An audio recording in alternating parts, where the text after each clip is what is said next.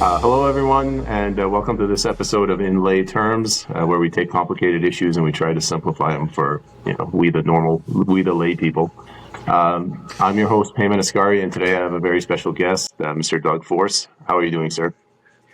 I'm well, thank you. It's a little cold here in Alberta this morning, but hey, all's good. Yes, so we've heard you're having some weather problems. Oh, it's a typical January. I mean, last year at this time it was minus 43. This year it's minus 41 or something. So maybe a little global warming has come. Sorry, I can't do that with a straight face. Uh, um, Doug, you're a pretty you're a very famous guy. Everybody knows you. But for the benefit of our audience, could you just give a quick background as to who you are? Yeah, sure.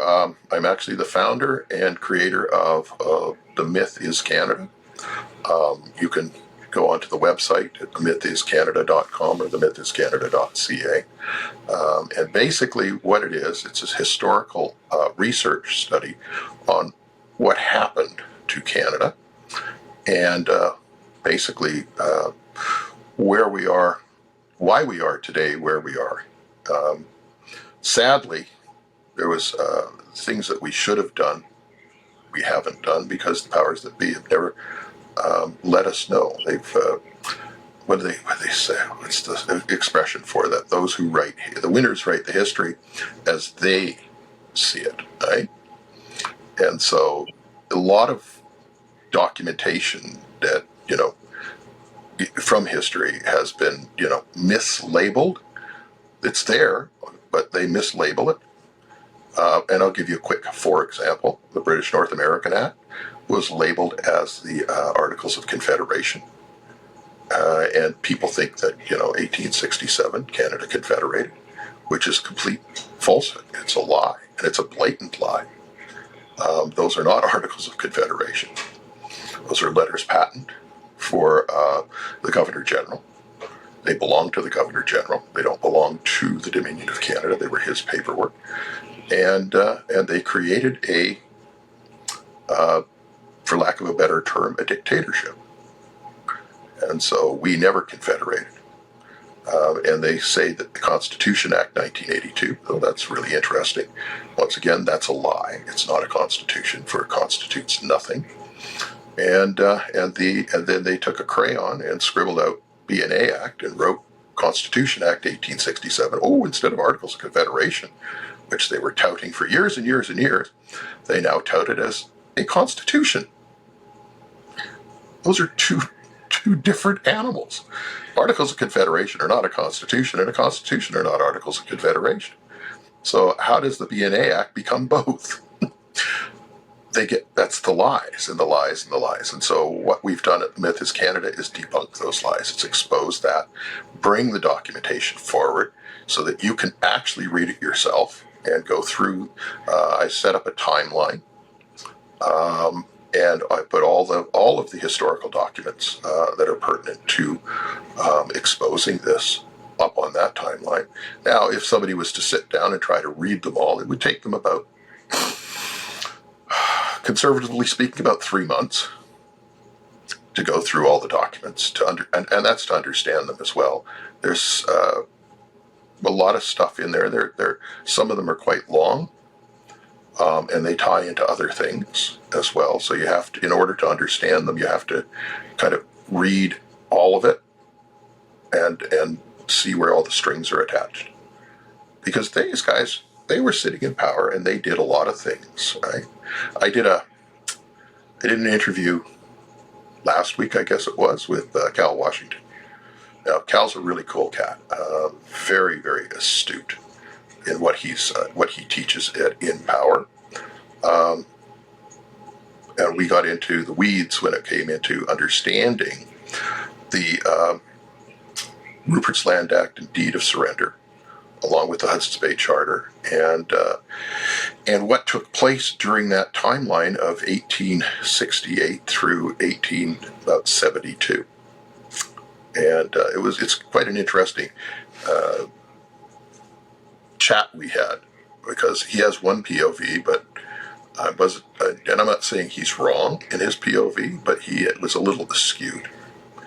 And I think got him to scratch his head a little bit because I introduced documents that he didn't know existed, and so he had to kind of rethink the way he perceived what he initially perceived, which is great. I love seeing that in people, when people kind of think one way and then go into the weeds and then come back and say, oh, well, I now see it differently.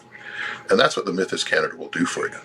You know, we've all been educated at elementary school, high school, university, history of Canada. You know, I grew up in the 60s. I was in elementary school when they did the flag in 1867 to 1967. You know, the Confederation, it's 100 years or 200 years of Confederation. No, it's 100 years of Confederation. And it's like, you know, indoctrination to the children, you know, and the flag, and oh, we got to choose our flag, and yada, yada, yada, and all this other stuff. Back then, being an 8 or 9 year old, actually I was 10 and 8 in 1967, so there you go, I gave away my age. But, you know, that you start young, and the same way that they're teaching this fraud of global warming, that carbon dioxide causes global warming, and the pseudoscience, where the real science, if they actually taught the real science, it's global warming is caused by the sun and carbon dioxide is a byproduct. That's the truth. Okay, so how do you get children? How do you indoctrinate people? You start with the kids. And then that works all the way through elementary school, high school, university. And by the time they get out of university, they're so convinced that they're right, and you can show them the facts, and they won't believe it, because they think that their eyes are lying to them and their ears are lying to them because of the indoctrination. And that's why we're in the position we're in today, is because of that indoctrination. Sadly, the history that we've been taught is all fraudulent, is based on a lie. Canada has never confederated. Canada does not have a constitution. As a matter of fact, if you go to the UN, or as Trudeau has gone to the UN a few years ago to get a seat on the Security Council, right? They said no, and not because you didn't pay enough money. It's because Canada is not a sovereign nation. So please go back to the landmass commonly known as Canada and be your de facto government. You can't have a seat on the Security Council. They did the same thing with Harper. When Harper tried that, and they told him, you can't have a seat on the Security Council because Canada is not a sovereign nation. And so that's where we are today. The individual provinces, though, still have the opportunity to be looked at as sovereign nation. The documentation from the pre-1931 is still viable today, and the provinces can fall back on that if they so choose to, with a proper government. It looks like you want to ask me a question. So. I do. So I have a series of topics I wanted to go over, and I kind of wanted to end with the World Health Organization pandemic treaty. But you mentioned something. Oh, by the way, stop you right there. It's no longer a treaty. They've taken the word treaty out, and they now call it an agreement. Why did they do that? I don't know. Because the Senate must approve treaties in the U.S. And in order for this thing to go through, they need the U.S. on board. So they took the Senate out of the equation by making an agreement. Now the president can sign on. Yeah, they're always sneaky that way. But anyway, even before getting to that, sorry, I had like a very basic question. You used the word sovereign nation. What does that word mean to you, sovereignty? Okay, there are three elements of sovereignty, okay? And land under your feet, the ability to raise a military or an army, and the ability to create money. England, as a sovereign nation, the Queen is the head of state. She has the ability through her parliament to raise an army and to create money and land under her feet. she has allodial title to Buckingham Palace, and the Parliament, where the Parliament buildings sit, the government under that has allodial title to the land under the Parliament buildings. In the United States, land under your feet, first primary of sovereignty, 10 square miles, District of Columbia, in allodium. Okay? In Canada, they rent the land under the Parliament buildings from the Algonquin Indians, and they pay $2.7 billion a year in rent. So there is no allodium, there is no sovereignty. So that, like I say, when you look at England, let's go back to England. So England has Queen, head of state, Parliament, it's constitutional monarchy, the two working together. How wonderful. Now you look at the money, the issuance of the British pound. Whose face is on that? Well, today, Queen? it would have been the Queen when she was alive. Now it's the King, right? So the ability to create money, and the U.S. and the English military. Who did they swear their allegiance to? Well, king and country. So that's sovereignty. Okay. So in Canada, the military swears their allegiance to who? King and country. Not the Parliament. Not the Canadian government. Supposedly, we have the head of state as the king and right of Canada, which is also fraud. There is no claim. And so when you look at sovereignty from that, and the word sovereignty has been thrown around so much, and it's been misused, and they use it in the courts here in Canada by declaring you, if you're the things like a Meads versus Meads litigant, you're part of a sovereign citizen organization, you're a freeman on the land, and so we're going to stop listening to you in the court. And there's no such, you can't be a sovereign and a citizen. That's an oxymoron. That's like saying jumbo shrimp. It just doesn't work. Natural person, there's no such thing. But it's words that they use, okay, to label you and then stop listening to you. Okay? So as far as sovereignty goes, there are, there's Canada, Israel, and Saudi Arabia. Those three were created in the English Parliament as nation states, not as sovereign nations, as nation states, because they can't give you the land. In England couldn't give Canada the land. It's up to the people. The people own the land, not the British in 1982. The people are the landowners here and allodial title holders, the same as in the United States. It was the people. You want to know who the sovereign is in the United States? First three words of the U.S. Constitution. We the people. They're all the sovereigns. They're the landowners. First thing in sovereignty is land under your feet in allodium. And so, why do you think Israel today is killing off the Palestinians in Palestine? It's Palestine. It's their land. It's been their land for 3,000 years. In order for Israel to acquire land, they can do it two ways. They can buy it, or they can do it through conquest and kill the people that are on the land and then grab the land and keep it. And that's what they're doing in Palestine right now. And that was created in 1948 in the English Parliament, the state of Israel. Okay, 1923, the Kingdom of Saudi Arabia was created in the English Parliament as well. But the land in Saudi Arabia, there were no people on it. It is a desert, and the people that were on it were Bedouins, and they just moved across it. So they were not. They didn't ever claim the land. They just claimed use of land. Like they would move across it back and forth, but they never had any claim. So it was easy for the House of Saud to make the claim, and hence that's what started the oil industry over there and so forth, because there was nobody there to refute that claim. There was no indigenous population saying, no, wait a minute, that land belongs to us.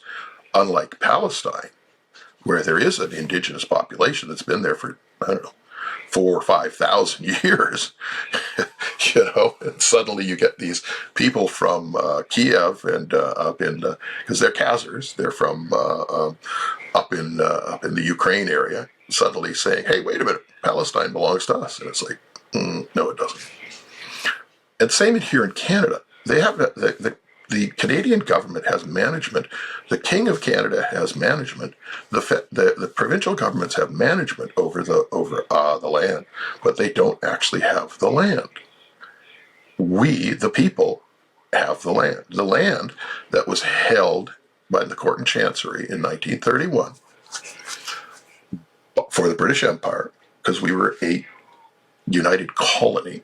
So the British Empire, who ruled, they owned the land. Returned the land, well, didn't return it, they gave it to the provinces and then on to the people so that they could hold a constitutional convention and seat a de jure government. Because within a de jure government, in the Constitution, if you look at any constitution that's written that created a de jure government, the one in Germany, the one in France, the one in the United States, even England, over there, they don't have a singular constitution. I believe it's 9 documents that create the constitutional monarchy over there. There's a clause giving land in the Constitution. And in order for that government, and it can be the size of a postage stamp. It doesn't have to be a lot of land. It just has to be a little bit. But it has to be given to the government to create a sovereign nation. Without the land, there's no sovereignty. First element of sovereignty, land under your feet. Very, very well put. You're a man of much knowledge. Doug, it kind of ties into my the first topic. I thought we'd start with the U.S. So I'll tee this up for you. The Articles of Confederation, the Federalist Papers, the Constitutional Convention, and Hamilton v. Jefferson. Take it away.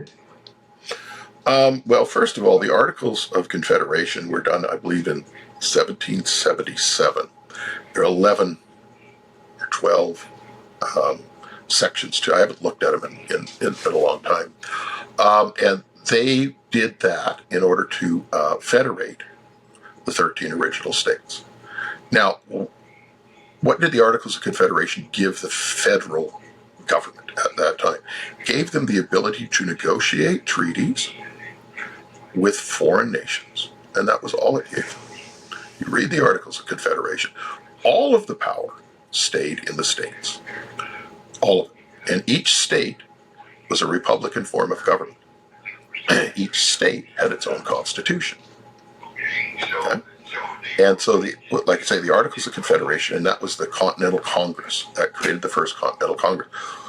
Well, they were at war, and so they needed to have a voice, one voice that would speak for the 13 states in order to negotiate the surrender of the British Empire. And so that was the original thinking, and moving forward to keep the Articles of Confederation going. Federalist Papers are a book, and you can read that. And then there's the Anti-Federalist Papers. So the Federalist Papers were pro-big government. Anti-Federalist Papers were anti-big government. The main leader in the Anti-Federalist Papers was Thomas Jefferson. I'll tell you a quick story. So he was known to have said that government should meet once a year. Now, and the way he described it was this: there's an outhouse in the middle of a field. A man will walk across the field to the outhouse. There's a sign on the outside of the outhouse that says "Government out of session." He'll flip the sign over, says "Government in session." He'll go in the outhouse. 20 minutes later, he'll finish his business, come out, flip the sign back over, "Government out of session," and leave. He says that's how big government should be, and that's how long. And I agree with him. Government doesn't add anything; it detracts from. And so the big argument was, and they wanted to keep the Articles of Confederation. That was fine. But the Federalists, the people that wanted more power, they wanted to create a federal government with teeth. So they had the Constitutional Convention, what was that, 1787, where they did the Constitutional Convention, all the delegates from all the various 13 original states went there. All the elected delegates, because they're appointed, and some of them were appointed to go there. And Thomas Jefferson, the Federalists and Anti-Federalists. Okay, and they got in there and they hammered out what we have today is a Constitution of the United States, and it was ratified in 1791. The problem that they have with that is that the Federalists won a few of the arguments that they shouldn't have won. And the Anti-Federalists gave in to a few things because they actually believed people were honorable. Whoopsie. Whoopsie. Because even the first president after, like Washington was the first president, then they had the second president, I can't remember who that was, but even then they tried to exceed the Constitution right then and there by creating the central bank. They issued a charter for a central bank. It wasn't until Andrew Jackson became president where he refused to renew the charter. It was a 20-year charter, so it was chartered in 1803.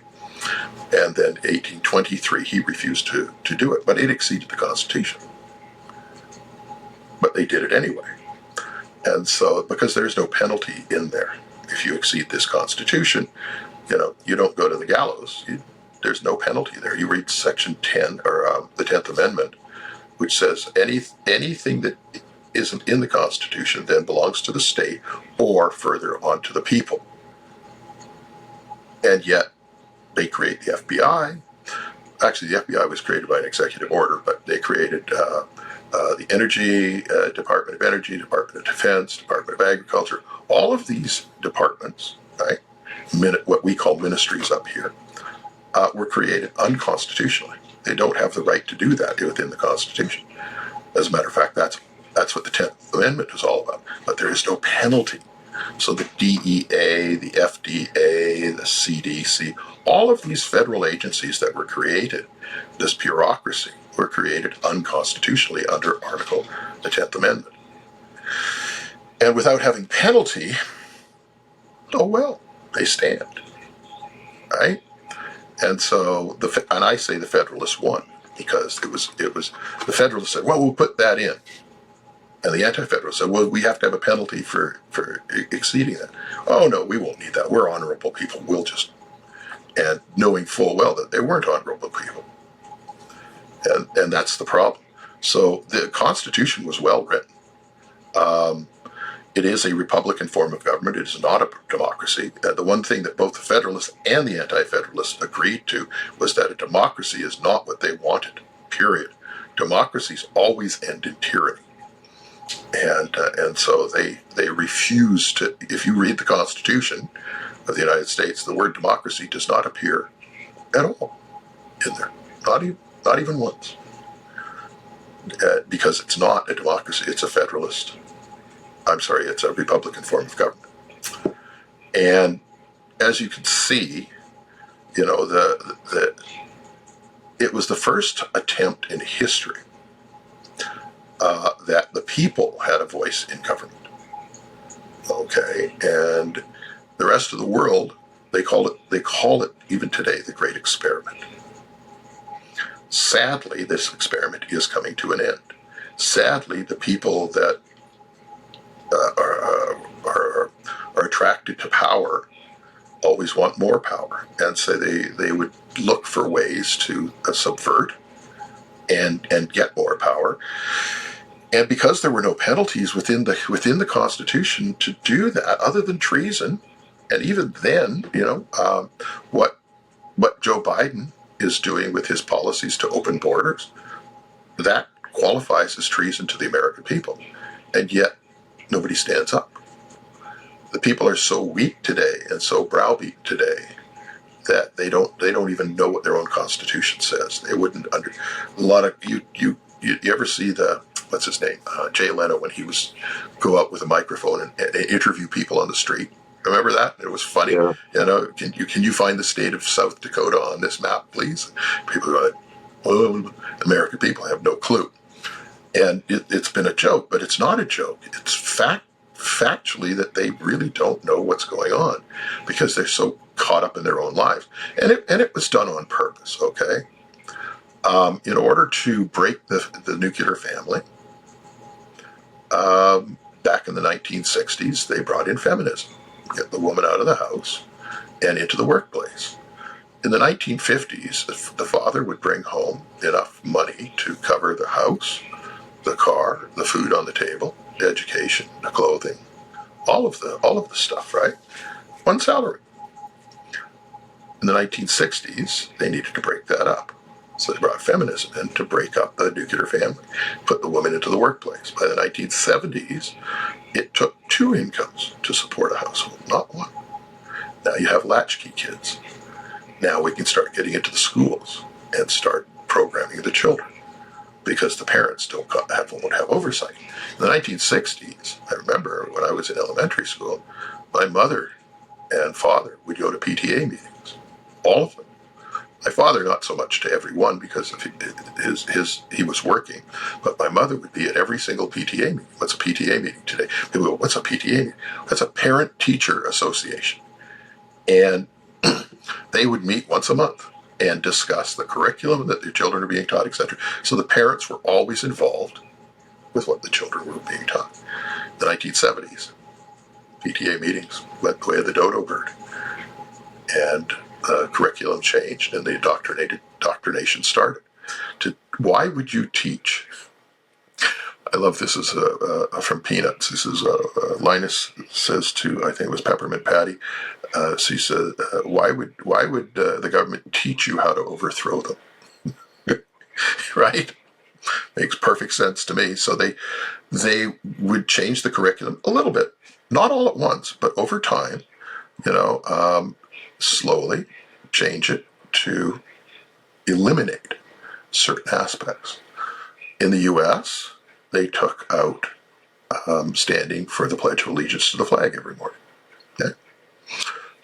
They took out, in the Christian school, they took out the Lord's Prayer, etc. Just little things, little changes that amounted to a lot. Because once you start removing certain little things, it's much easier to then eliminate the bigger things. Because the foundation of morality, okay, you got to start removing the morality from them. And civics classes, they would teach civics classes in elementary school and high school about how a good society works and under the various constitutions, because you have a constitution for the United States. You also have a state constitution. And the civics would be taught in the schools for kids to learn, right? And that was removed. So today, you talk to an American, and I've known a lot, and they're good people. The problem is that they're not stupid, is that they just don't know what they don't know because they've never been given the opportunity to learn. As a matter of fact, that's been taken away from them. Now, the federal government did that. You look today as where these things are coming down from. Well, it comes from on high. Okay, the LGBTQ push movement is to divide, not unite, because unite. Oh, wait a minute, people could overthrow us for what we're trying to do to them, and so they want to divide. And so they do that through the LGBTQ movement. They do that through the Black Lives Matter movement, because, the color of your skin, and DEI and ESG and all these, you know what DEI is, right? Diversity, equity, inclusion. Yeah.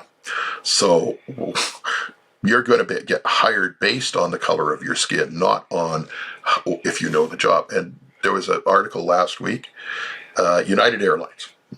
How wonderful. And little PD butt plug Buttigieg.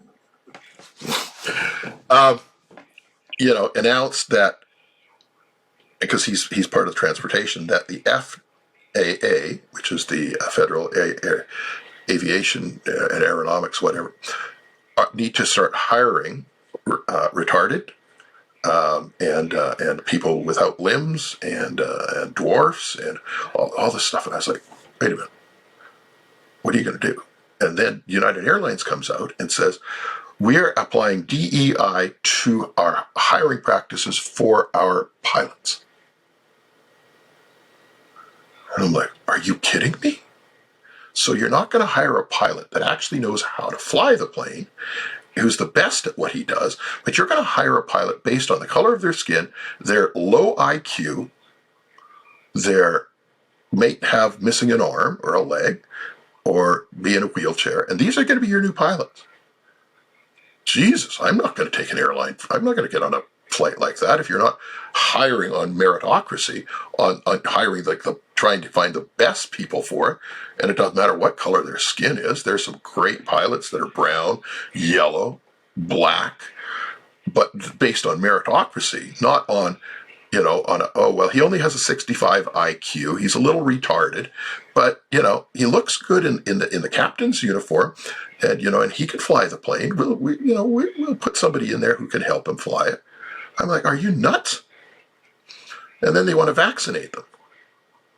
Great. So it's like, but this is the whole thing about collapsing and ending the great experiment, right, of freedom.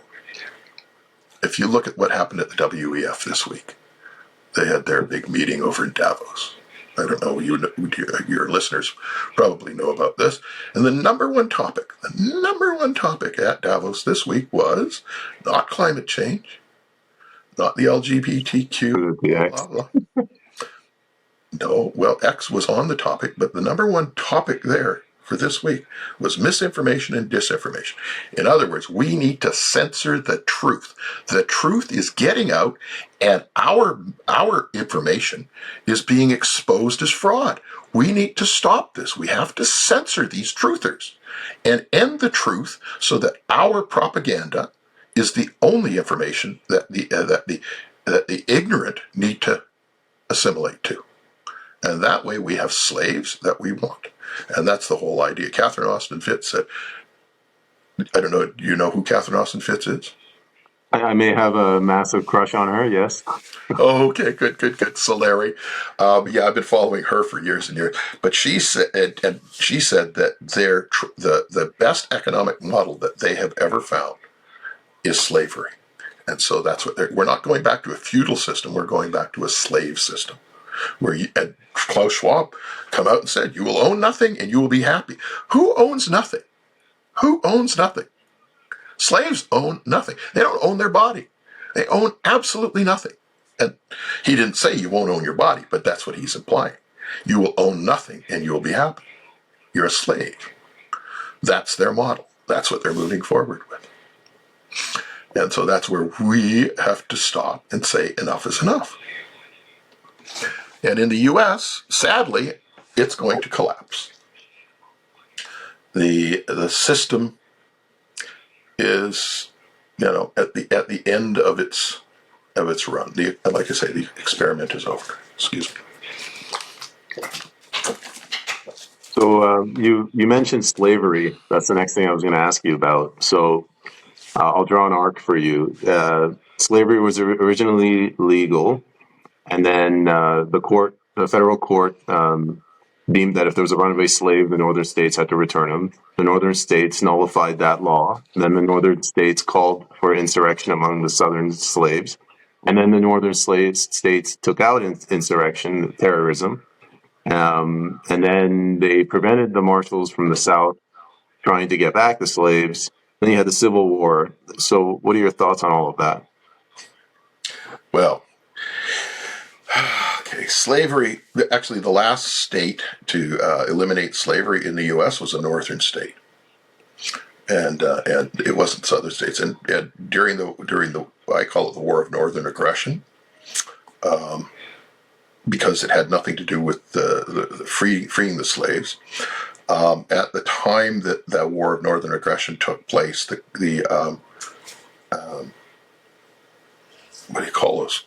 Cotton plantations, the plantation owners, no longer, about 95% of plantation owners no longer own slaves. It wasn't economically viable for them to own slaves and keep them there year round. It was costing them money. Cotton was being sold over into England and France, mostly to England, to the cotton mills there. And they were happy because it was generating a lot of income for them, but it didn't generate enough to maintain slave populations on the plantation. So they sold the slaves from their plantations. Now, they did keep some slaves on plantations, and they kept those because that was their. But for the plantation slaves, for the people that the blacks that worked the fields, and by the way, whites that worked the fields, because there were whites also that were slaves at that time. They were sold because they were in debt to somebody. And anyways, I don't want to get too deeply into. Anyway, so the house blacks stayed with them, but the rest of the major population were sold out. And who did they sell them to? Well, 75% of all slave owners during that War of Northern Aggression were black slave owners. Go figure that, right? Oh, the whites owned us. No, actually, the blacks owned you, 75%. And why? Because it was cheaper for the plantation owner to hire the black slave owner to bring his slaves to the plantation to pick the cotton, or to plant the cotton, or whatever it was. And it was much cheaper to do it that way. And so, what was the war really about? Well, the war was about the tax that the northern government put on the export of cotton. Because what the northern government wanted was that the mills, the cotton mills up in Massachusetts, Connecticut, in the northern states, couldn't get cheap cotton. Okay? And they were going bankrupt. They're going out of business. So Lincoln decided to put a heavy tax on the export of cotton from the U.S., from the southern state, so that it would force them to sell at a discount, at less money, to the northern states. And the northern plantation owners didn't like that. They said that's interference with business. And actually, it goes against the Constitution. There's a clause in the Constitution that says that you can't interfere with private business. But they didn't care, because at the time, that's who supported him. He was from Illinois. Abraham Lincoln was not a great man. Abraham Lincoln, behind closed doors, one of his most famous quotes was, after he read the Emancipation Declaration, he says, "For as long as I live, no will ever vote." That's a direct quote. You can look up Tom Woods. Tom Woods has written 2 books. I suggest people read those, on who Lincoln really was. He was not who you would consider as a great man. And so, in order to start the War of Northern Aggression, that was a false flag. The southern states never shot upon Fort Sumter. It was a provocation that caused it, that set up a false flag that started that war. And here you are today. Yes, slavery was a bad thing, and I don't agree with slavery at all. As a matter of fact, if you look back in my family tree, there was a gentleman by the name of Wilberforce, who is a branch off of the Force family tree. 1807, I believe it was, put the bill through Parliament in the United Kingdom to end slavery at that time. And so that was the first start in the Western world of ending slavery. And it was only a matter of time, because, the whole idea of owning another person is disgusting. I believe is disgusting. And some people don't, but I do. And, the war, as you can see, the War of Northern Aggression ended in 1865 with 2 Reconstruction Acts. And in 1861, when was it? 1860 or 1861? I can't remember the exact date. When the Confederate or the Southern states walked out of Parliament, walked out of Congress, left Congress, and because they seceded from the United States legally, they seceded. Abraham Lincoln ended Congress sine die, or without day. He left it open. Why? Because he said you can't secede from us. We won't allow it. And if he would have closed Parliament de jure, ended Parliament with a date, put a date on it. Sine die means without date. Okay. De jure means with date. So, or I'm paraphrasing there. So, at the end of the war, 1865, they did 2 Reconstruction Acts, and that went through Congress, et cetera, and the Reconstruction Acts were basically martial rule over the southern states, not martial law. There's a difference between martial law and martial rule. Martial law is when everybody under the military, everything is shut down under the military, there's curfews, all that stuff. But martial rule is a little bit different. And I'll get into that in just a second. I'll explain how that works. So under the Reconstruction Acts, now, Lincoln was supposed to go back to Congress and end Congress de jure, now that the war was over, and he was shot at the Ford Theater. And then the Speaker ended Congress sine die. And the Congress has been ended sine die ever since. And Nancy Pelosi, when she was Speaker of the House, she ended Congress sine die. The last Speaker, I can't remember who that is now, Kevin McCarthy was, now they got some other guy in there, just before Christmas ended Congress sine die. And they do it behind closed doors so that the people don't know. Why? Martial rule. In order to maintain martial rule, over the years, from 1865 through about 1871 or 2, they moved the Reconstruction Acts into the Northern Territories under martial, and they slowly moved the northern states into martial rule. Then they changed the court system, 1878, from constitutional common law court to an admiralty court, martial rule. And that was instituted across all states. And it is there today. This is why when you walk into a courtroom in the United States, any court, Superior Court, Supreme Court, Superior Court, all of them, you look at the American flag. It's a decorated flag. And it's decorated with yellow fringe. And there's three shades, or 3 hues of yellow, denoting what court you're in. Whether the highest court, it almost looks like gold fringe, but it's not. It's still yellow.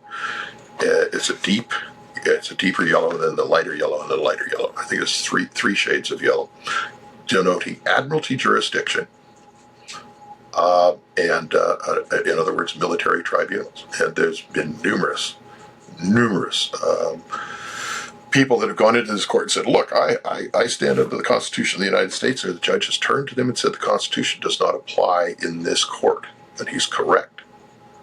These are constitutional courts under military rule, martial rule, not martial law.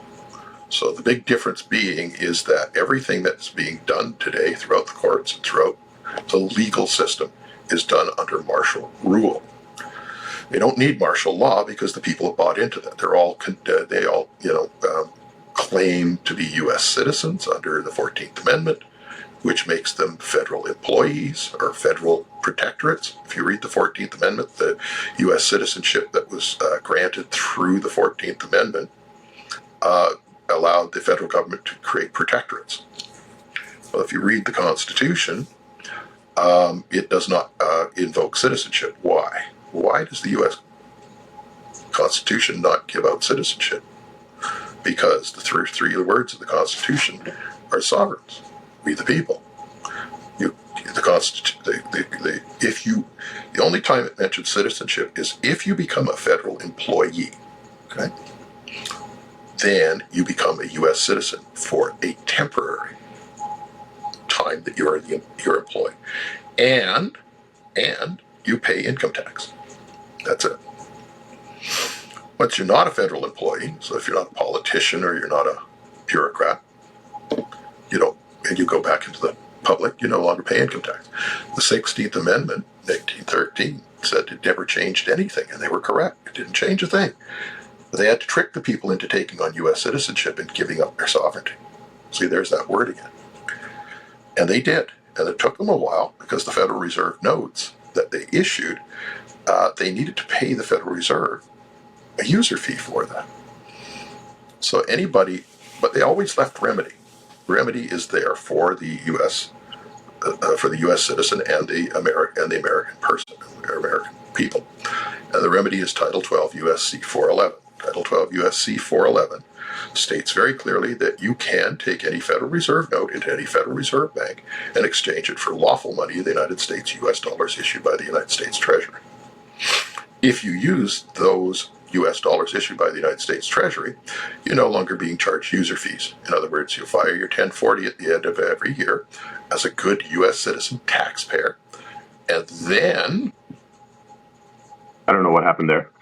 I dropped out. Your screen froze.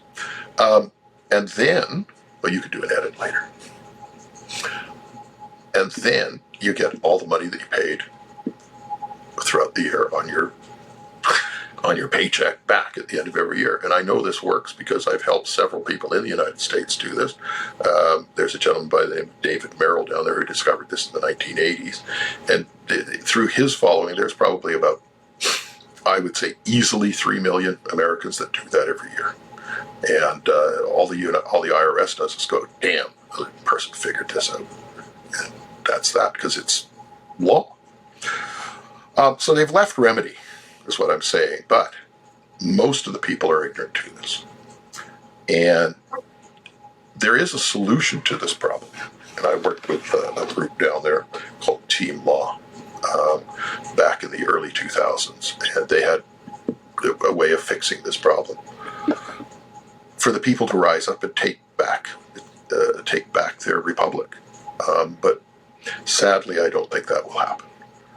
The way the world is going today, we're going to see the end of the United States and the Great Experiment. And they needed the Federalists. We'll call them, because the Federalists needed. They wanted more power, more power, more power. So they needed this civil war, and they were the ones behind Abraham Lincoln pushing this war of northern. That's why it's known as the War of Northern Aggression, not, for the population, the propagandists, they call it the Civil War, but it wasn't a civil war. It was a war of northern aggression. It was the North wanting to exert power over a free state, and that's why they wouldn't allow them to succeed. They had the legal right to secede, but they said, nope, we're going to hold you. We're going to bind you. We're going to bind you illegally, but we're binding you, and you're going to like it. And if you don't, we're just going to kill you. And this is the Federalist dream. This was the Federalist wet dream, to expand the power of the federal government, whereas the Articles of Confederation wouldn't allow that. They had no power. Basically, they were just there to do one thing: negotiate with the State Department. That's it. Federalists couldn't stand that. They wanted power. They wanted power, power, power. And to this day, I look at both the Democrats and the Republicans as the uniparty and as Federalists. They are not anti-Federalists. They're not small government. The only one in there ever was Ron Paul. And he was the only one that never voted against the Constitution. Whenever there was a vote, when he was congressman, senator, et cetera, and he'll go to his grave with a very clean heart, and he was right. And the people, sadly, American people have always had the power. Always here in Canada, Canadian people, we have the power. It is in it, but we give it up so easily by consenting to their jurisdiction, and that's the sad part of this. We have the power to make the changes that we want in our lives. And that's what I teach when I go on the road and I do my seminars and stuff like that. I try to empower people by giving them the knowledge. There's that old expression, knowledge is power. And I say, nope, that's not correct. Applied knowledge is power. You have to use that knowledge in order to make it powerful. If it just sits on the shelf, it doesn't do you much good. It's not powerful at all. But when you apply the knowledge, now you have power. And so that's the big thing for people. We are so many and they are so few. And their trick is to have you believe that they have power over you. And the reality is they do not. Doug, you touched on what I wanted to talk about next. The Federal Reserve Act, the 16th and 17th Amendment, which I hope I don't mix them up, but that's apportionment of taxes and senators being elected instead of appointed. and just generally Wilson and the progressives. I felt sorry for Woodrow Wilson. I really did. They blackmailed him into signing the Federal Reserve Act. There was a group of, for lack of a better term, Zionists, and because they needed, they were able to pull strings. They had him with a mistress, and back then,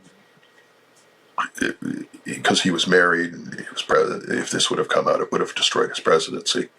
And behind closed doors, they said, "Look, you'll do as we tell you, or we'll expose you, and you'll lose your presidency, and you'll go down in history as with a black mark." And he was not a strong man by any stretch of the imagination.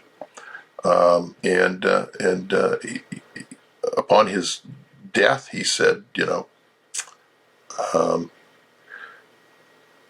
my biggest regret as president of the United States was signing the Federal Reserve Act.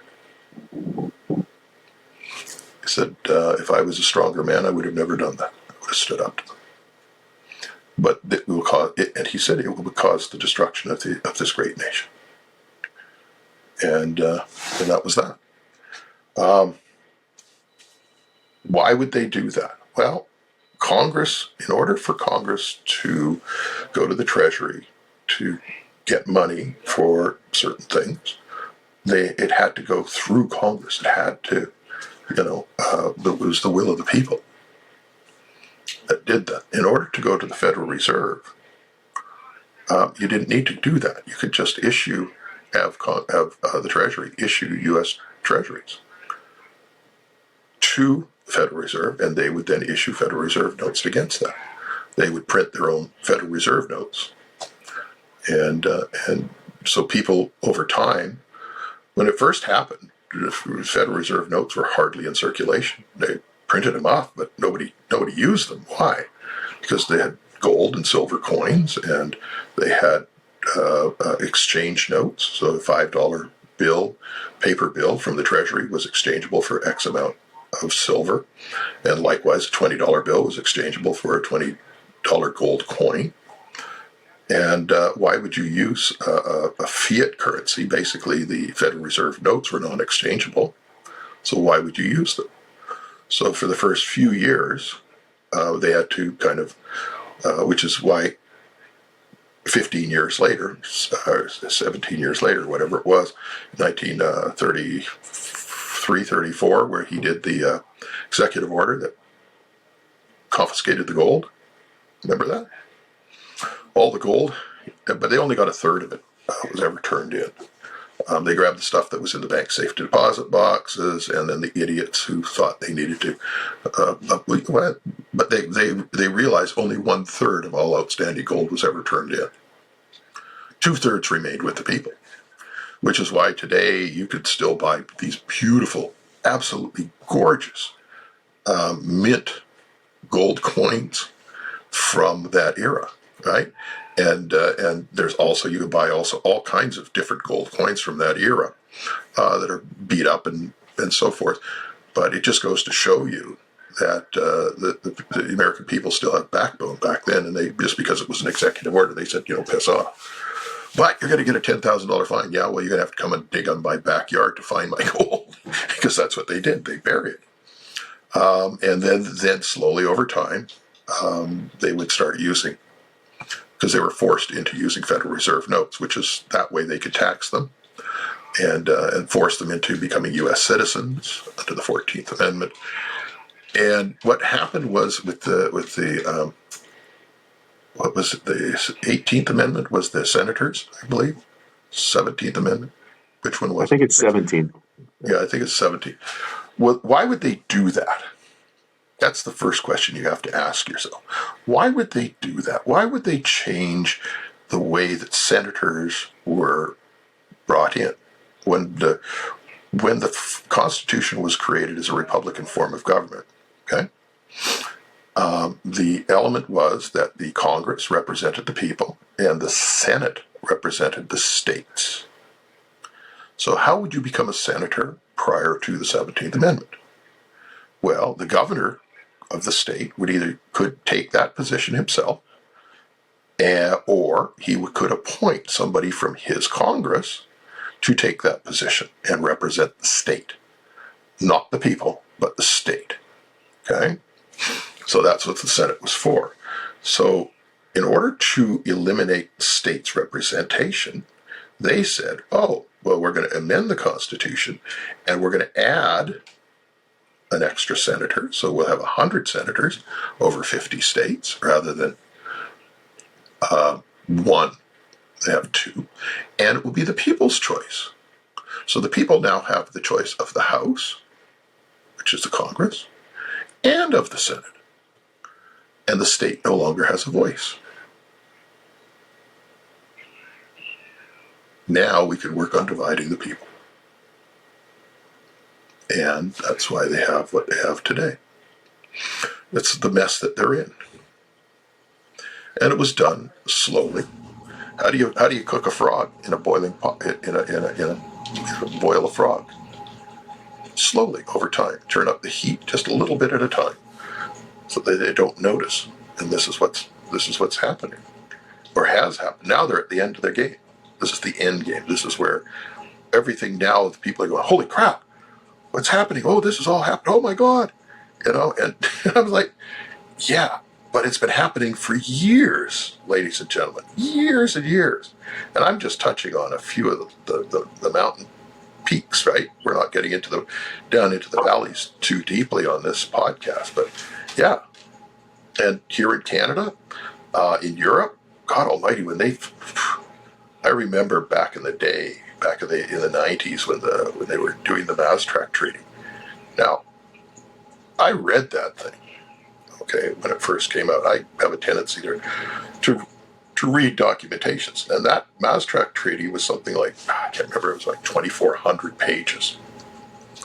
And I read it, and I come away from that going, if any country signs on to this, they're signing on and they're giving up everything. They're just throwing away their sovereignty. This thing is horrific.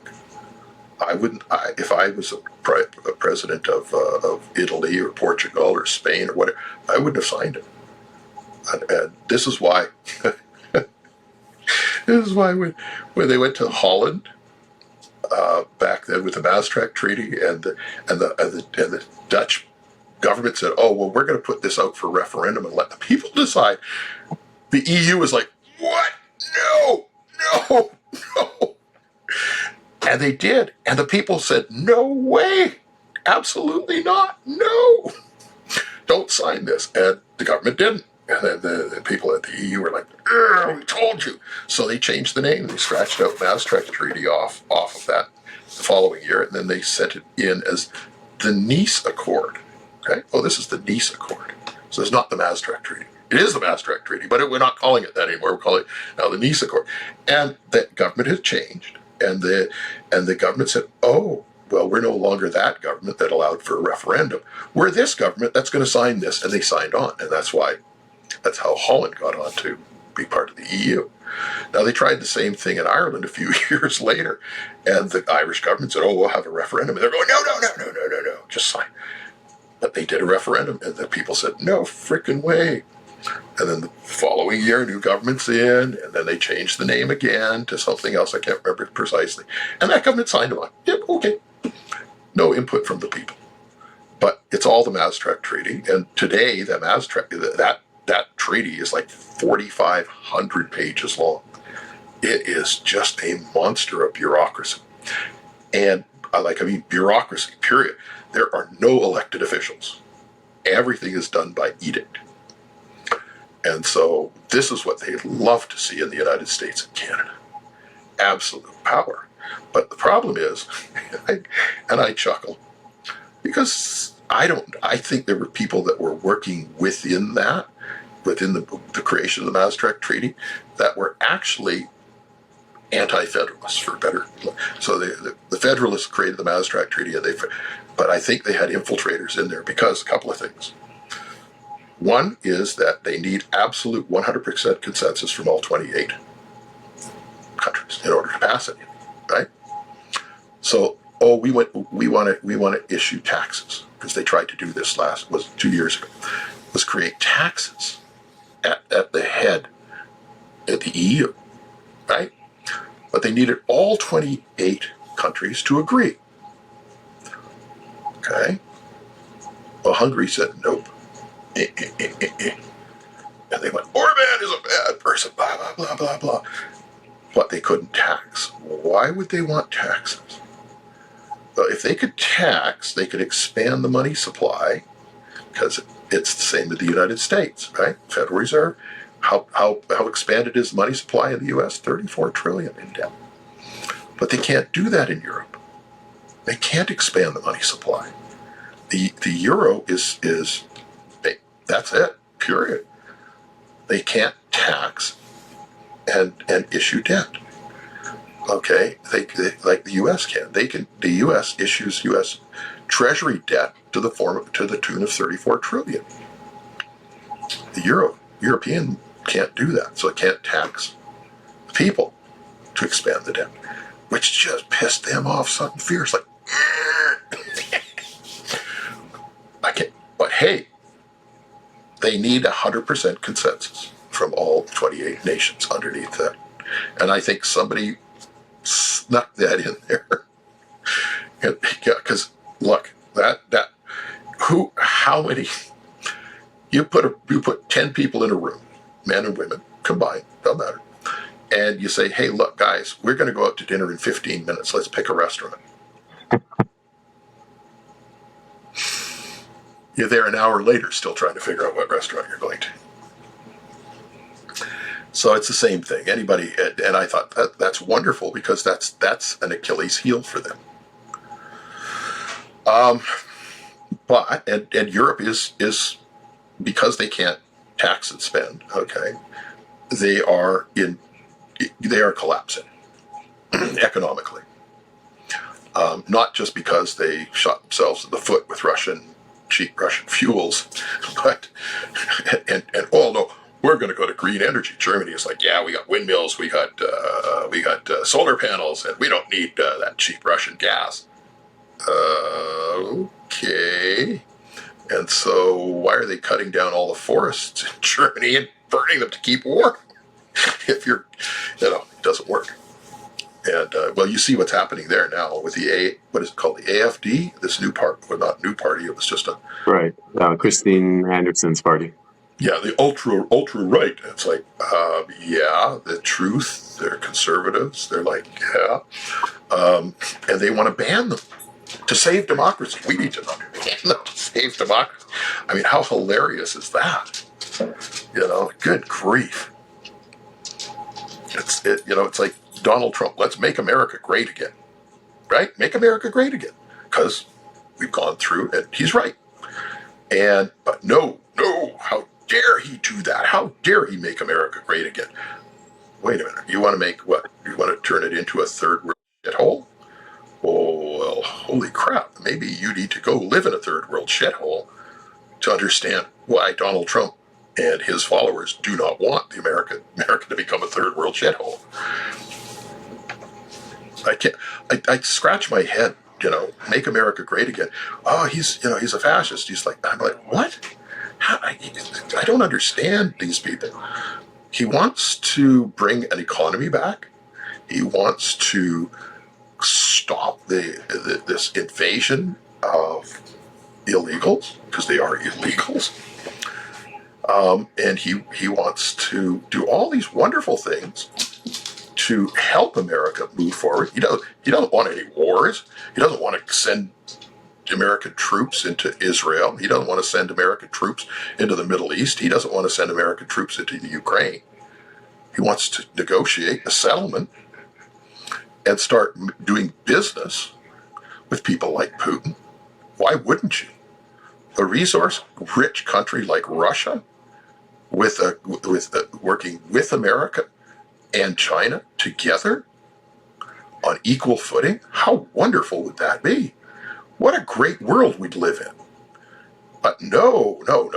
We need to have the people will just want absolute power for themselves, and to dictate, you know, you have to eat bugs while we eat filet. You have to walk while we fly in our private jets.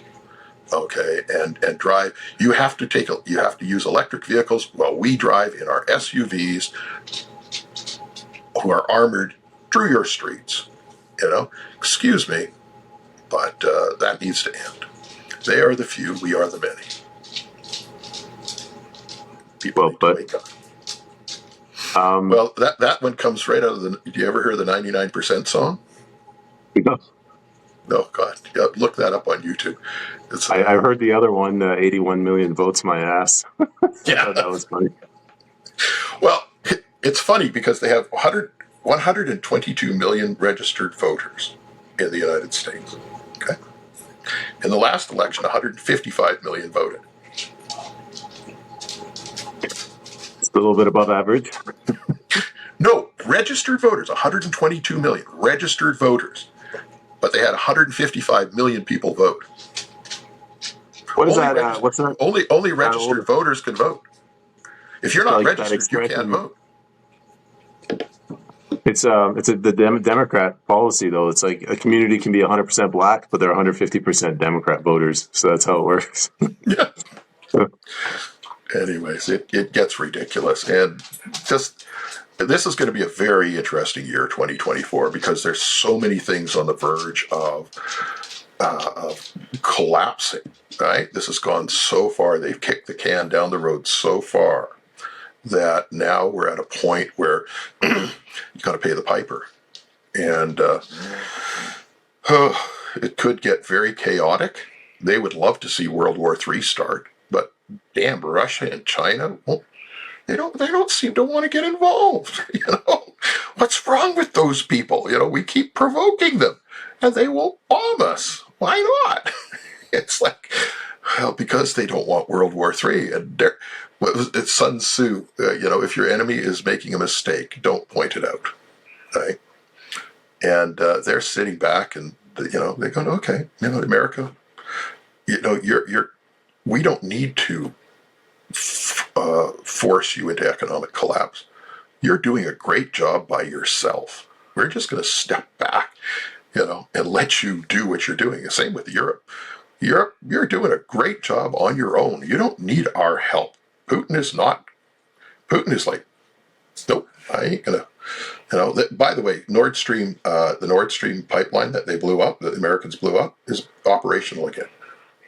The Russians have they fixed it, but they haven't done anything to say anything to the Germans. Look, if the Germans come to them and say, hey, look, we need blah blah blah, then Russia will sit down at the table and probably negotiate something well.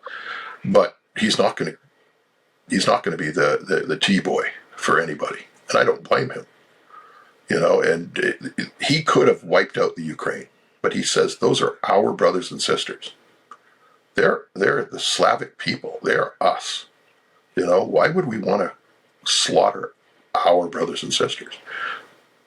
He does because he's been forced, but he's not doing carpet bombing, etc., etc. And he's always sitting there waiting for them to say, look, enough is enough.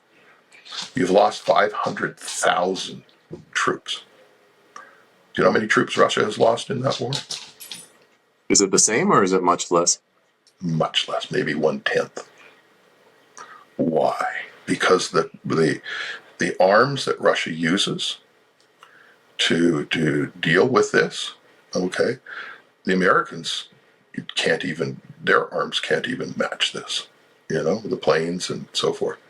And so, but Putin has been holding back. If Putin loses this election coming up and one of the hardliners gets in, they're going to carpet bomb the Ukraine. They will absolutely destroy it. They will level Kiev to nothing but rubble and wipe it out, permanently gone.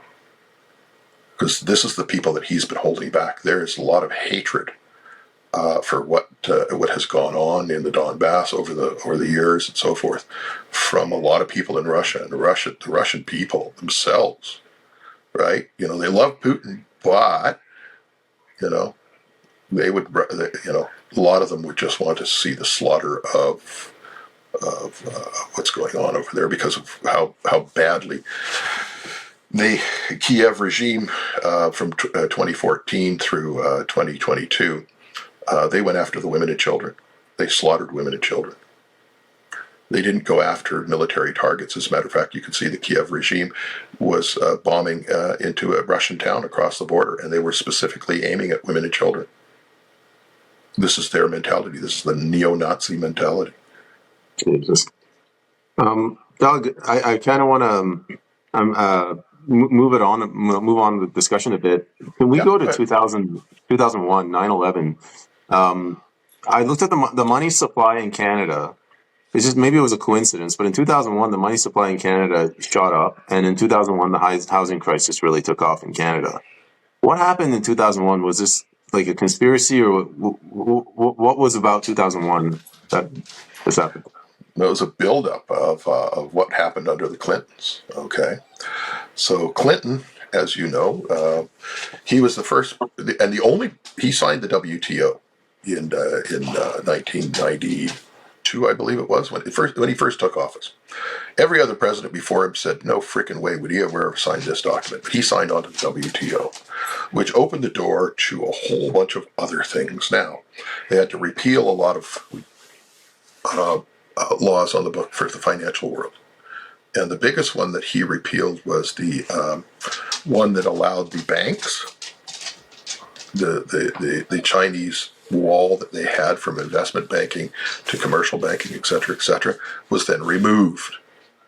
Can't remember the name of the act, but it was one of the last things he did in office in 1999. And that opened the door to just this huge rush into the real estate, because the real estate world, right? Catherine Austin Fitts under HUD, remember that? That's where she cut her teeth. Hundreds of millions, billions, and trillions of dollars of government money gone missing and unaccounted for. They closed the savings and loans because that was beneficial to the people, not to the bankers. So they burned down the savings and loans, right? Remember the savings and loans crisis. So everything was coming to a head. There was a big thing that was it about a week before 9/11 happened.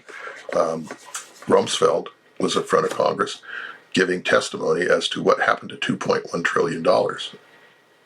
You can't account for it. Where did the money go? On 9/11, that piece of the Pentagon was where all the files were kept on that. And all the people were going through all of that. That was the only part of the Pentagon that was hit. And all those records were destroyed. Then they had the one in New York, the Twin Towers. Well, they had a problem. What was the name of that company? God, I used to know this stuff like the back of my hand. There was a company in one of the towers that was a treasury trader. They were the number one treasury trader in the world. I'm sure somebody in your audience will go, oh yeah, that was this and that. I can't remember but the gentleman that owned that company never missed a day of work in 20 years. He was always there at 8 o'clock every morning. On 9/11, he didn't show up for work, but all his staff did. And they were all killed. They traded U.S. treasuries, and there was discrepancies. They were missing billions in their books. Sorry, I just want to interrupt because the whole purpose of the show is to dumb it down for ordinary people like me. Yes. So are you saying that like the HUD or somebody in the federal government stole tax dollars and used it to buy up private property? Yep. Is that what's happened? Well, in some cases, absolutely. But if you look at what on Building 7, so there were 3 buildings that came down that day. Building 7 contained all of the information for the prosecution of Enron, WorldCom, and a couple of other very big things. Okay, so Enron was the biggest Ponzi scheme. Friends of who were friends of the Bushes, right, and et cetera, et cetera. And so they were being prosecuted. Well, after 9/11, they weren't being prosecuted because all the evidence was destroyed. Everything was gone. They brought Building 7 down to destroy the evidence. They brought the Twin Towers down to destroy the evidence. Okay, which is why they could then roll out the Patriot Act. Ooh, a month later, they have this multiple hundreds of page document called the Patriot Act that was written by these wonderful elves, working overtime to protect the American people. And you read the Patriot Act, and it gave the government more and more power. That's all this is a power shift and a cover up of what happened to all the hundreds of billions and trillions of dollars. Well, now, under the Patriot Act, you can't even ask for that stuff anymore. They protected themselves. The thieves wrote laws that protect the thieves against the people. And so 9/11 was a false flag. We all know that. We all know who did 9/11. And but nobody is willing to, do anything about it because, oh well, that's 20 plus years ago now. But look what came from that repeal of the last act that what's his name did, Clinton did in 1999 when he left office. Oh, I could kick myself for not remembering the name of the act, but it allowed the mortgage-backed security, the MBS problem, to evolve. You know what the MBS is, right? In 2007, 2008, mortgage-backed securities. Right. Okay, so a mortgage-backed security, it's a bond. So, and I'll get into a little bit of explanation of what a bond is. A bond is a securitization of an asset. Okay, so the way that the mortgage-backed securities worked was this: they would take AAA rated mortgages, AA rated mortgages, a percentage of them. So you might get 10% of an MBS being AAA rated mortgage-backed or mortgages, and then 5% would be AA rated, and then 3% might be single A rated. Okay, so now you've got roughly 10% of the bond. 5, 3, and 2 is 10% of the bond is triple A or AA and single A. Okay, so 90% of the bond will be junk mortgages, absolute garbage, mortgages that are already in default. Okay. And then they sell them for 100 cents on the dollar. So $100 million. Each bond is worth $100 million. And the people will buy it because the rating companies got paid $1 million to say that this bond is AAA rated, because the AAA, 5% of the bond is AAA mortgages. Okay? It's all fraud. But it was actually garbage. So they sold billions, hundreds of billions of dollars in mortgage-backed securities. I mean, the bonus checks that were written at Goldman Sachs for the guys selling these things, they were able to go out buy private jets with their bonus checks. It was amazing. They were making tens of millions of dollars in bonuses on these things, knowing full well that these things were garbage, that they weren't worth the paper they were written on. Yet they couldn't print them out and sell them fast enough to pension funds, to insurance companies. AIG went bankrupt because of these bonds, right? Or almost went bankrupt. And then the Bear Stearns moment happened. Remember Bear Stearns, 2007? Remember what happened? No, it's a little before my time. Well, that was the start of the 2008 collapse. That was 2008 was the Lehman moment. Remember the Lehman moment where they kicked Lehman off the cliff? Well, it was Bear Stearns that went first. Bear got wiped out because of the MBSs. And then they kicked Lehman off, and then Hanky Panky Paulson went to, who was head of the Treasury, or who was head of the Federal Reserve at the time, went to George Bush Jr. and said, look, give us $700 billion to bail us out, and sign over the entire U.S. economy to the Federal Reserve. Let us run your economy for you. And Bush, who was a moron, said no. And I thought, holy crap, it's probably the only intelligent thing he ever did during his 8 years of presidency. But he told him, no, I'm not going to sign over the U.S. economy to the Federal Reserve. Don't be ridiculous. I'll give you the $700 billion. And they did. They gave him $700 billion to bail them out. But it didn't matter. It was toast anyways, because in October of 2008, the Federal Reserve printed $23.7 trillion. $23.7 trillion went out to all their banking buddies across the world to save them. And that didn't save them because by March of 2009, they had to print another $19.3 trillion to give out to their buddies in the banking system. So Deutsche Bank and Credit Suisse, and Credit Agricole and UBS and HSBC and all of the other banks got this money, not the American people, to save them. And then the Bernanke came out with something called quantitative easing. What's quantitative easing? Well, it's printing money, basically. That's what they're going to do. They're going to print money. Now, they're going to print money and buy the mortgage-backed securities that are sitting on the bank's balance sheets. So banks like JP Morgan Chase, Credit Suisse, UBS, Citibank, Bank of America, they have all these mortgage-backed securities on their balance sheets. So what the Fed does through quantitative easing is they buy them and they pay 100 cents on the dollar. So you got a bond that's worth $100 million. Okay? We'll buy it from you for $100 million. Why? Because the problem they have is derivatives. It's the bets on these bonds. So if these bonds were actually to be sold at their original, or at the actual price they should be paid for them, which is zero, because they were worthless, it would have triggered a derivatives problem. The derivatives problem was 1.5 quadrillion. So if that would have triggered, that would have brought down the world economy in 5 minutes. Literally wiped every single nation that was tied into the derivatives off the face of the earth. Europe, England, Canada, United States, Austria, Australia, New Zealand, China, India, and a number of others.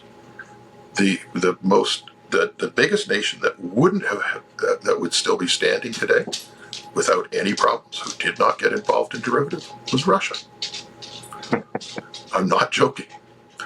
They owned nothing. They had nothing to do with that, period. And that was because of Putin. Putin saw what was coming. So anyways,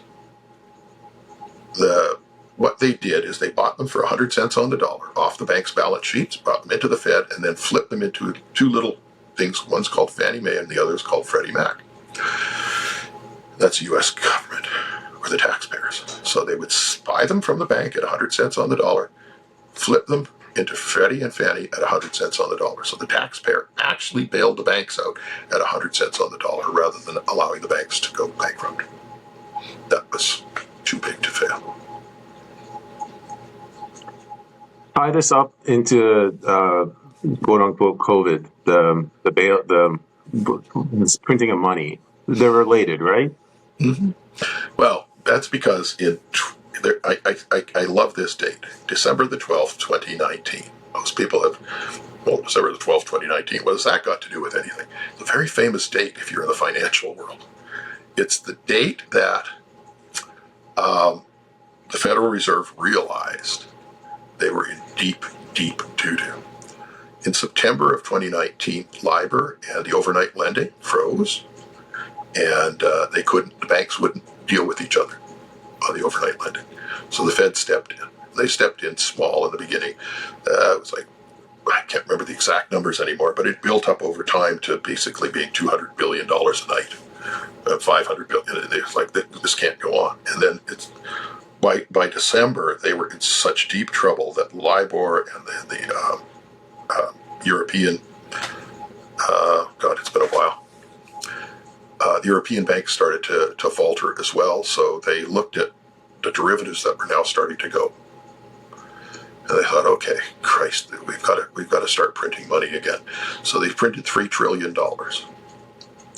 and dumped it into the derivatives problem, and that lasted from December the 12th until December the 23rd, and then Christmas came, and the 28th of December they printed another $3 trillion. And that lasted until, I believe, it was the 7th of January, where they printed another $3 trillion.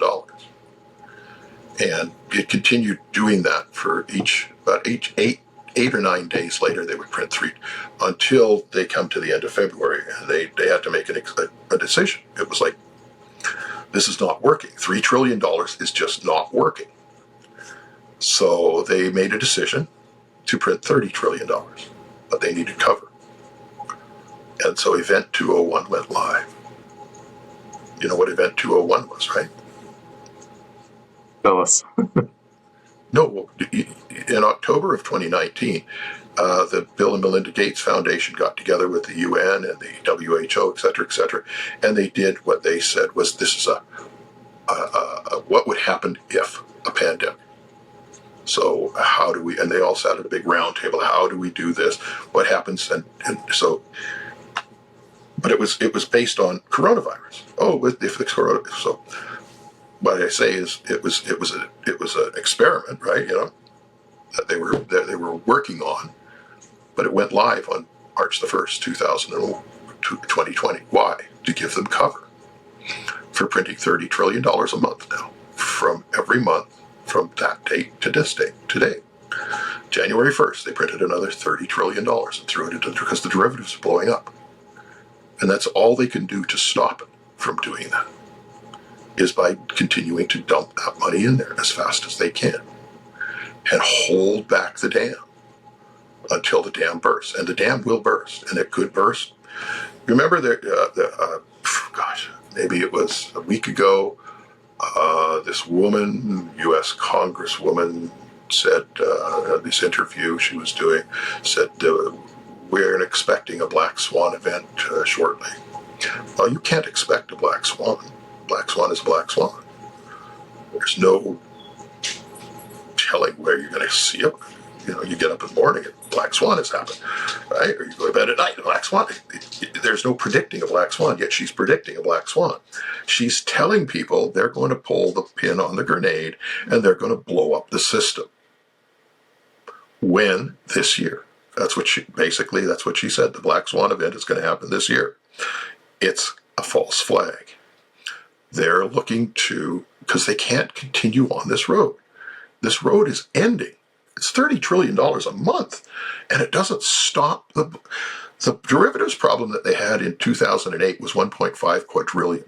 The estimated value of the derivatives in 2019 was somewhere between 5 and 8 quadrillion. They didn't know anymore. Can I jump in, Doug?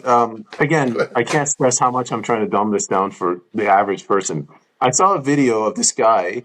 There was snow on his driveway, and it had melted a bit, and he had a shovel, and he's trying to basically scoop a puddle, and you pour some water, and it comes back in, and it's a futile endeavor. Are we dealing with a case? Yeah, but I mean, is this something inherent in capitalism or fractional reserve banking, or is this straight up fraud? What's going on?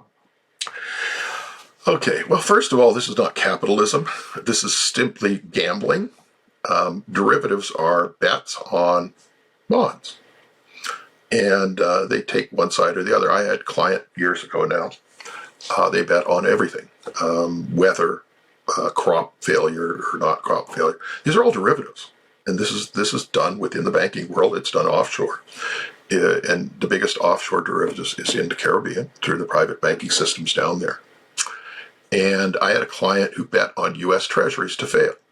And a lot of money. He bet that U.S. Treasuries are going to fail, right? These specific U.S. Treasuries that he had tagged. And I said, so if the U.S. Treasury system and these bonds fail, that triggers the rest of the U.S. Treasuries to fail. How do you get paid out? What do you get paid in? And he goes, well, U.S. dollars, of course. I said, okay. Think of what you just said to me. If the U.S. Treasuries, which is the underpinning, the foundation of the U.S. dollar, fail, what do you get paid out in? Oh my God, Doug. Yeah, they're worthless, aren't they? I said, you bet they'll be worthless. I said, so you're betting that U.S. Treasury will fail, and then you get paid out in U.S. dollars that are worthless from that failure. So the next day, he ended all his bets on U.S. Treasuries. He got out of that. He says, you saved me millions of dollars. I said, great, you owe me a coffee. Yeah. But it's just, that's how dumb this becomes. Really dumb. And this is what derivatives is. It's a gambling casino.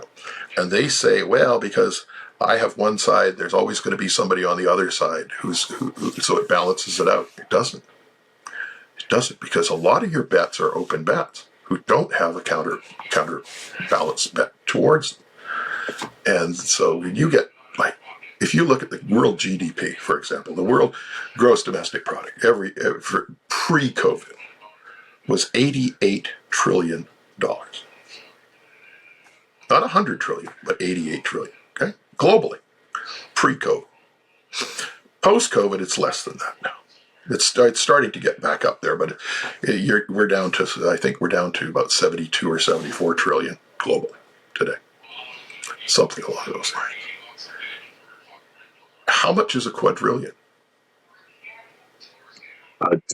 Slightly more than $100. It's a lot. It's 1,000 trillion. 1 quadrillion is 1,000 trillion. So if the gross domestic product for the world is 88 trillion, that's not even 100 trillion. Okay?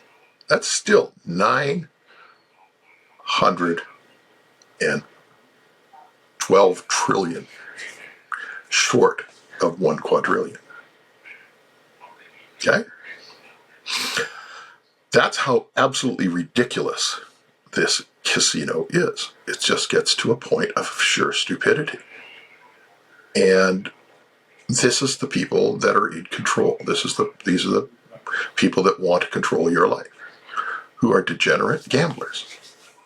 Can I tell me if I'm right or wrong? So gambling, there's nothing wrong with it as long as you're doing it with your own money. So if I have a gold coin and I want to go, or my dad's Rolex, I want to bet it on black, fine. But what's happening is that they're gambling with money that's we're using, but it's tethered to this global system. Is that the fundamental issue? Well, and they're actually gambling with your money because they don't have any money. So it's like, let's say you deposit $1 million into the bank. You have just loaned them. You're the unsecured creditor for that money. In other words, you loan them the money. It's no longer yours. It's their money. Because the way that I told you, the governments now create the laws that protect the criminal against you. So they changed the Banking Act here in Canada several years ago to ensure that the criminals were protected against you, so that if they took your money and gambled it and lost, you couldn't sue them because you're the unsecured creditor. You actually, by depositing your money into their bank, you've loaned them that money. It's a loan, but it's an unsecured loan. They changed that like 10 years ago to the Banking Act here in Canada. It's the same Again, in the US. I'm approaching this logically. Like, I think what's happened is we had this citizens, the people, we had a notion of what a bank was. We think of a bank as a vault. I might be wrong, but as a human being, normal person, that's how I see it. And then the government comes in and they change the law, so it's no longer a vault; it's a gambling operation. But we're not aware of that. That's the problem, right?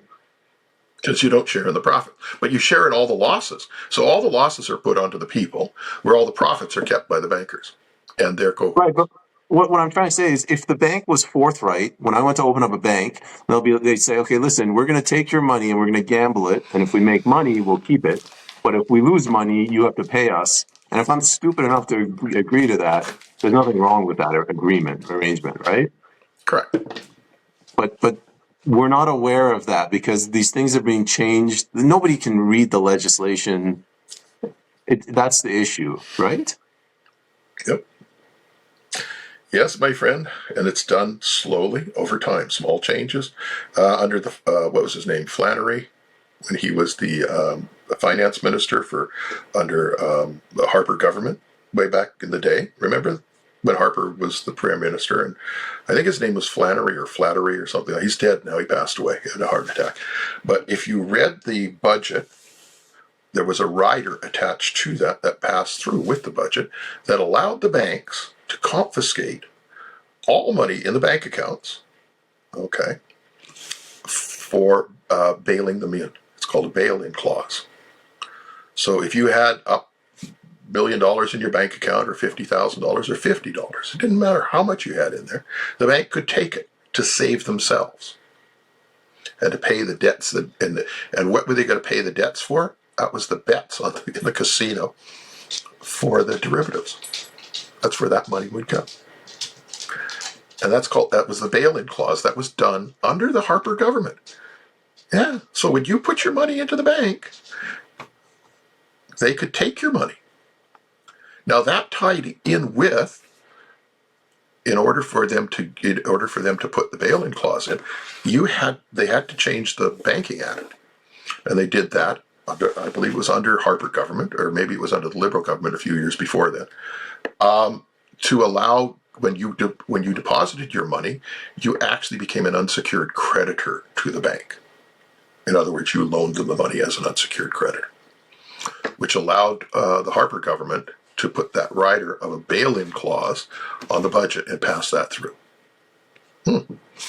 See, slowly, quietly, and who would look at the rider? They passed the budget. Nobody mentioned the rider. They just passed the budget, and sure enough, there it was. But people like me read that stuff. Okay, well, I'm not kidding. I have people that I work with, that I've had friends with for years and years, and I may miss something, they'll send it to me, or I'll see something and I'll send it to them, and because we pay attention to what's going on. You have to. so And it's little. I'm sorry to interrupt, but it's little things like that, right? The small stuff turns into the big stuff. And I just wanted to. Sorry, I keep cutting you off. Go ahead, sir. I was just going to say, you're looking to run for government, and you want to make change as a man. And I can't say as I blame you. I'd love to see you get elected and make change. The problem is that the change that you're looking to make, you have to understand that the stuff that you're seeing today was put in place through incrementalization years ago. So it's not just repealing the one thing. You have to go back and repeal everything that allowed this to come forward to where it is. And so I've been talking to like a few of the boys out in BC that are running provincially with Bill 36 that came in, right? The health bill. That thing was built over 7 years of passing little thing here, little thing there, little thing here, little thing there. I have the list of all the stuff that allowed that Bill 36 to come through and tie it all together.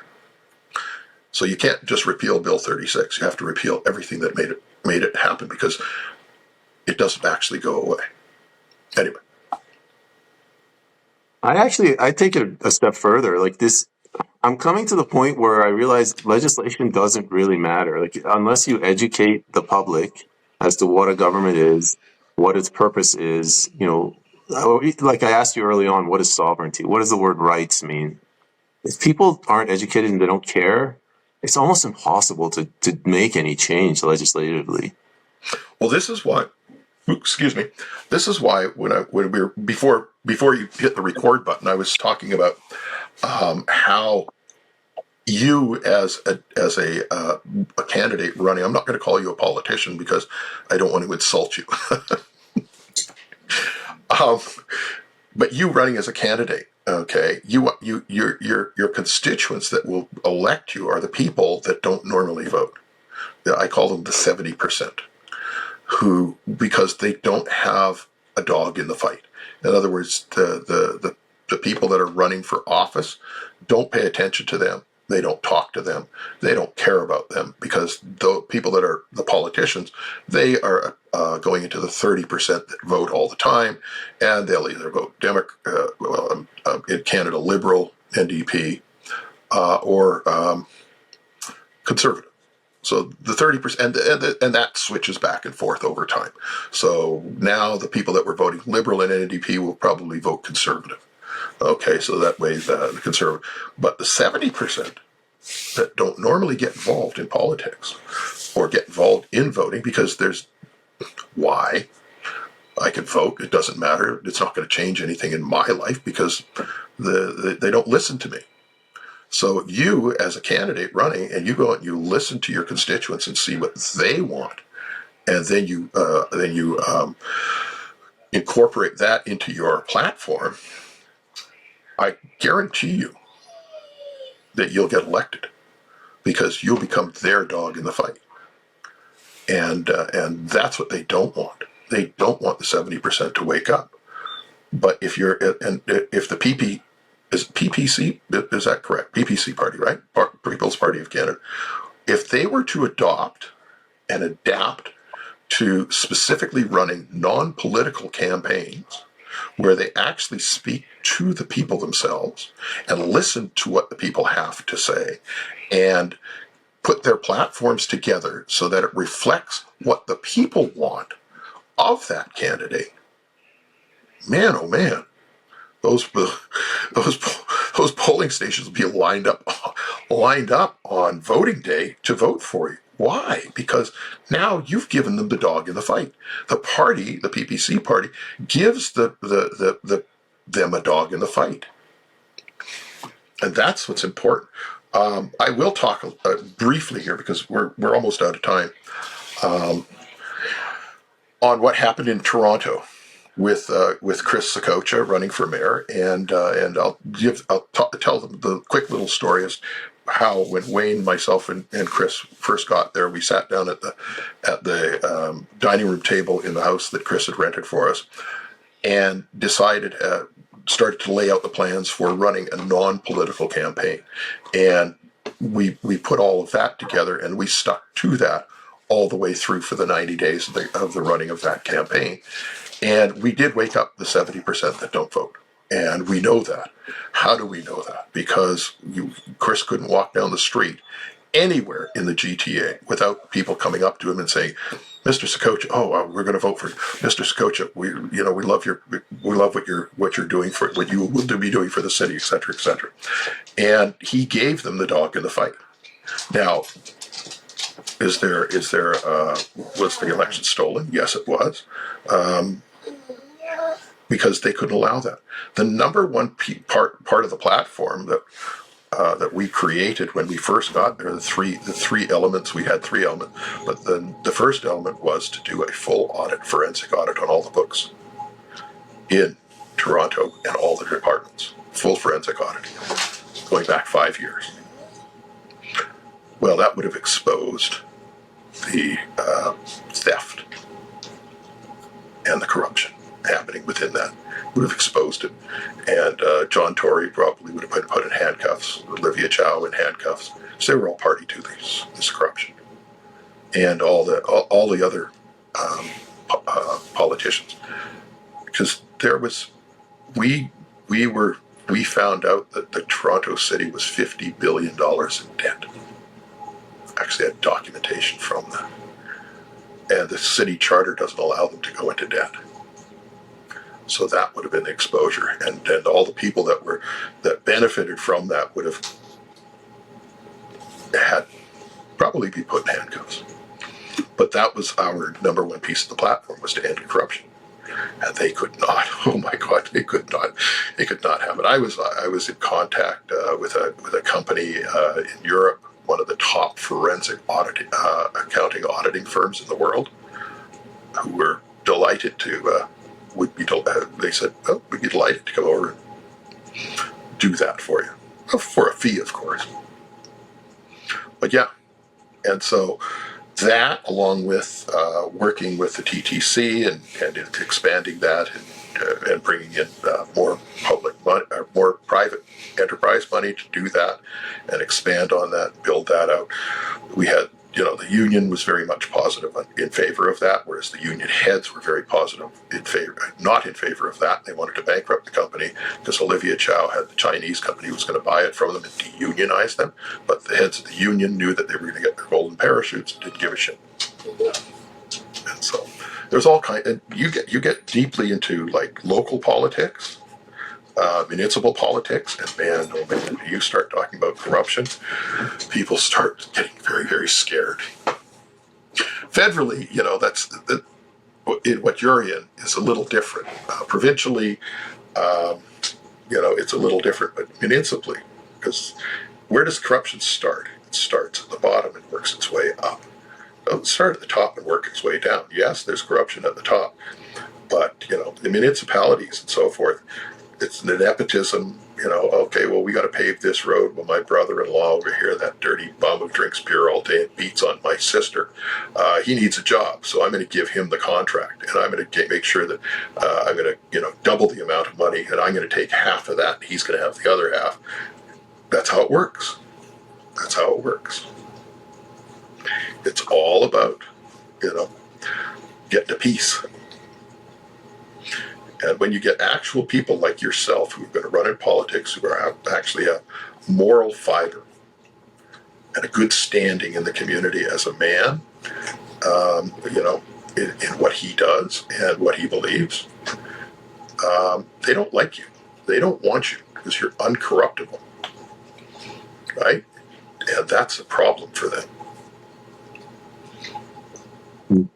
Well, we'll have to wait and see how they manage to take me out. But it's not, no, look, they're not going to kill you or beat you up or anything. Why would they? They just call up their buddy at the voting machine and they change the votes.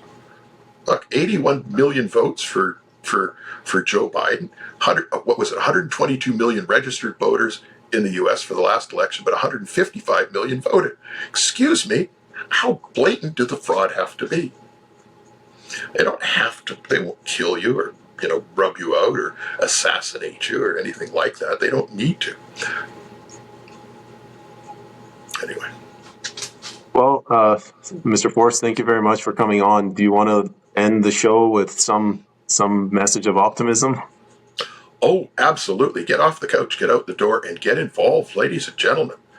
You need to become involved. Your voice matters. Everybody, well, it's just me. Get involved. Doesn't matter. You go down to get involved with these people. Here in Alberta, they did something that freaked the rest of Canada out. They elected Danielle Smith. How? Because people got out there and they canvassed for her and they went and knocked on doors and they got involved politically. And the same organizations that are there now, they've also been working with school boards to get new people put on the school boards that will not groom the children and so forth. I think these people are wonderful out here in Alberta. I personally am working with the founders of the Conservative Party of British Columbia. If you're in BC, get involved there at that level. If you're at federally, call up this gentleman here and see if you can't volunteer to help him with his campaigns coming up, because there's going to be a federal election in a year, but he needs help now. So get involved. That's the only message I have, is you're sitting at home, wringing your hands, going, well, there's nothing I can do. There is. Get off the couch, get out the door, and start working with the people that you want to support, that you want to see elected, that you want to see represent you. And maybe you want to be one of those people that gets elected to represent the people. It's that simple, but it's also very hard. Great words. Thank you very much, Mr. Force. I'm gonna hold you over if that's okay after the show. And thanks for helping educate Canada. Well, yes, thank you for having me. I appreciate that. Thanks.